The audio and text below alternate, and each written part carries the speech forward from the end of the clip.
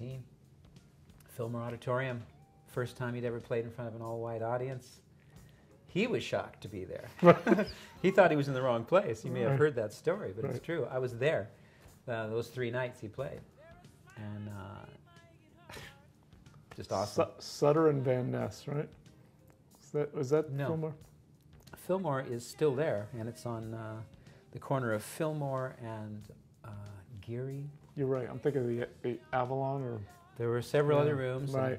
And, it was so long ago, I couldn't tell you. Right. I wouldn't even been able to tell you where the Fillmore is if I hadn't been there, in the last some odd years. But so yeah, and I saw Albert King live. The show that night was Albert King, John Mayall and the Blues Breakers, and Jimi Hendrix. And I came walking in. Albert was already on, and he was playing a slow blues, and it was so quiet. The band was so quiet. He was playing so quiet, and he might have been doing something like Blues Power or something, but it was like down. It was like light, and doing his thing, and it was like it changed my life. That was what I walked into that thick atmosphere, and I went, so greasy. Oh man!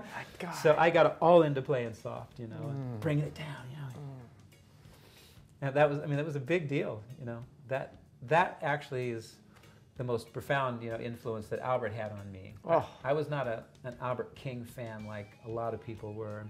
A lot of guys single him out, Right. But for me, B.B. King was always the man. He was the first that I saw, and it was so stunning and fantastic. Like top 5 current concerts of my life. That's definitely one of them. Amazing. Did you when you met him years later? I barely met him. You barely met him. Yeah. Okay. I mean, did you tell him about that, or is that? I was speechless when I met him. Oh.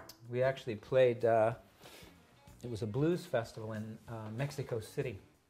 It was me, Albert King or Albert Collins. I can't remember. I think Albert Collins.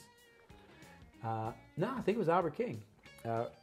Robert Cray, B.B. King. Wow. All 4 bands, Wow. And we had played our set.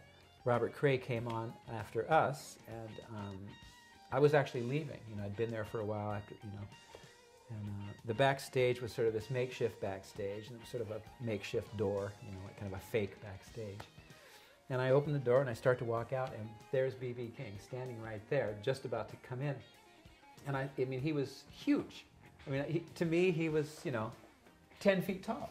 It was like, and I just went, B.B. Robben Ford, and I put out my hand. He goes, "Hi, Robin." He shakes both hands. He shakes my hand, and he goes, "They're sure sounding good." And he does this little circle dance like this. I mean, and honestly, I was speechless. I've always been that way around, like the people that I really admire, like my superheroes. I can't talk to them. Right. I can't. I'm like, I'll get you coffee. You need anything, but I'm not going to say, "So, BB," I can't do that. Right. No, it a lot of people can. No, a lot of people can just, can hang in that way with their heroes. I can't do it. I'm like, but he.